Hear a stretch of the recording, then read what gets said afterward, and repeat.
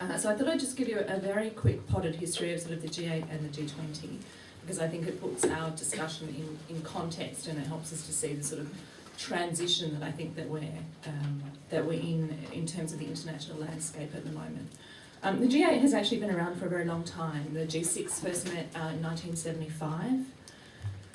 At that point, it was the 6 major industrialised countries: UK, the US, Japan, Germany, Italy, France. Canada joined shortly thereafter, and Russia in '98, when the G8 fully became the G8. And during that time, the agenda was focused on both political and economic issues. The G8 covers everything, and has covered everything from climate change to terrorism to macroeconomic policy. And has always, I think, had a strong sort of development and global health focus as well.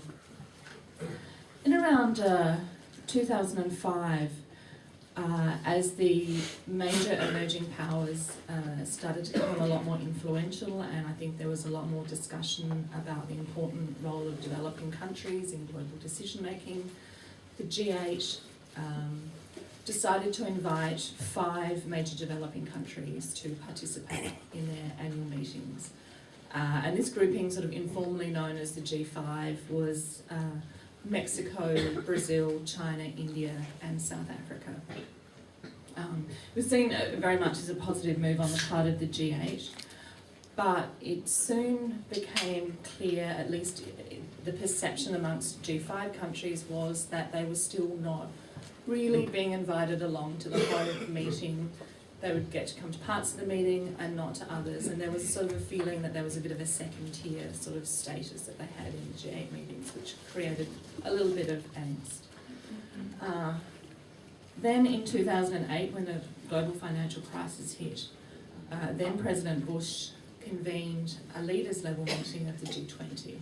The G20 had in fact been around since about 1999 and had met at finance ministers level, and had originally been convened in response to the Asian financial crisis, which started in '97. And the G20 was sort of the major systemically significant economies.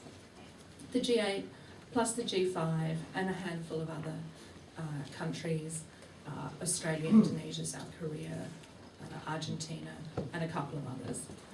And the G20 sort of met with everyone having the sense that they were very much meeting as equal partners at the table, rather than the feeling that some of the major emerging powers had, I think, in the G8, that they were sort of somewhat second-tier citizens. So I think that it was an important innovation in global governance, because I think it was a recognition that it was no longer possible to either solve transnational problems, or no longer possible to solve them or have discussions about them without some of these major important emerging powers at the table. And I think the history of the G20, although I think it's going through a period of transition at the moment, will at least show that in those 2 years, it did have a major impact on sort of averting a much worse global financial crisis than may have been the case had they not met and coordinated their policies.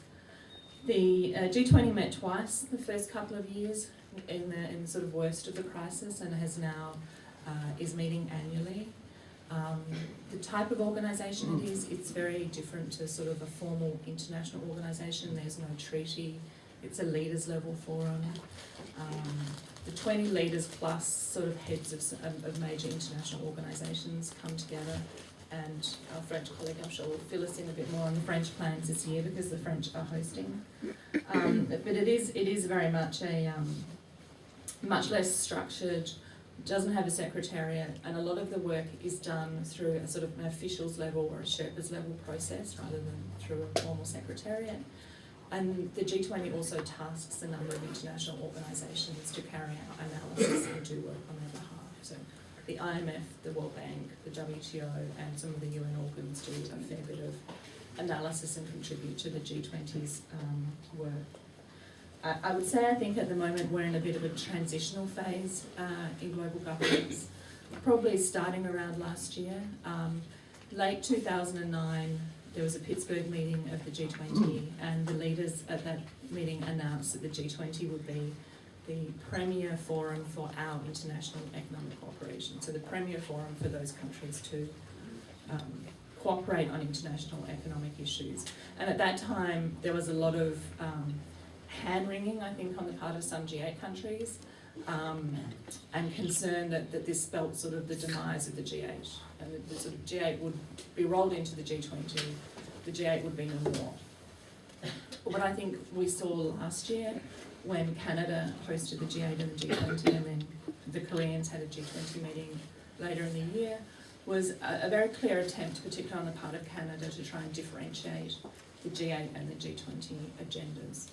So Canada sort of tried to argue the G8 had sort of a comparative advantage or a natural advantage on sort of development issues and peace and security issues, and that the G20 should deal with economic and financial issues. I have some sort of concerns about how realistic that vision is, because I think on the one hand, nowadays it's very difficult with the interconnected nature of issues to say that some issues are purely financial and economic and other issues are purely development and other issues are purely peace and security. But I also think it's becoming increasingly clear that discussions about development and about peace and security also need to involve major emerging powers. If for no other reason in terms of the need to leverage kind of resources and capacities to solve some of the pressing international problems that we have. So I think that's sort of where we're at the moment. So France are hosting this year, and next year it will be Mexico. In terms of the relationship between the G20 and the UN, it's interesting because when I look back, I'm not sure there was as much discussion about the relationship between the G8 and the UN as there seems to be about the relationship between the G20 and the UN. And I'm not sure whether it's just a function of the G20 being seen to have been successful and to have successfully integrated emerging powers, or why that is.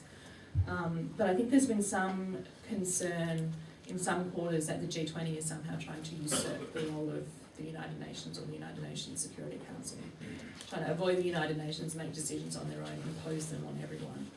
I would argue that's quite a mischaracterisation of the G20, how the G20 describes itself and what the G20 kind of wants to do. In fact, I think there's a lot of scope for mutual supportiveness between the G20 and the UN.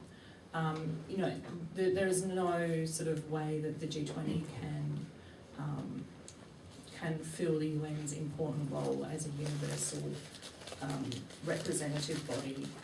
Most of the international problems we need to deal with nowadays require more than just the G20, but at the same time, they are 20 important countries that if they're able to develop some consensus between them, if they can play a role in agenda setting, if they can infuse some energy into international agendas and debates, if they can infuse some energy and momentum into discussions about reform of international organisations, then I think that they can actually play a positive and sort of synergistic role with the UN. So I think, and I think we can see the G20 has already played a role in terms of pushing some governance reforms at the IMF and the World Bank. So I think in that way we can see there is the potential for the G20 to sort of play a role, but one that will involve them also needing to consult very closely with other international organisations. So I might sort of end it there if that